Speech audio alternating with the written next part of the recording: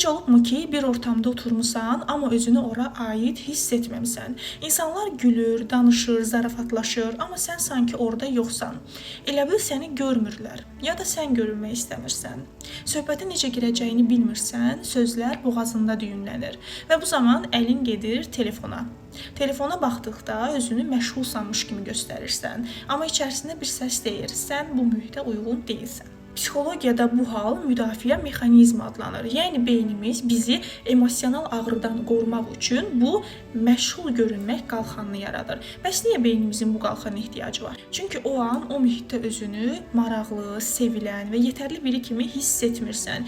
İçindən bir səs deyir. Bəlkə də danışsam qulaq asmayacaqlar, bəlkə də səhv söz deyərəm, bəlkə də heç bu söhbətə uyğun deyiləm. Bu düşüncələr uşaq yaşlarından formalaşan özünü qiymətləndirmənin səsini daşıyır və sən təhlükə olmasa da belə özünü qoruyursan. Əslində isə özünü qoruduğun hal tənqid edilmək, rədd olunmaq, sevilməmək, görünməmək qorxusu ola bilər. Beləliklə telefon sənin üçün sadəcə cihaz deyil də, artıq emosional sığınacaq yerinə çevrilir.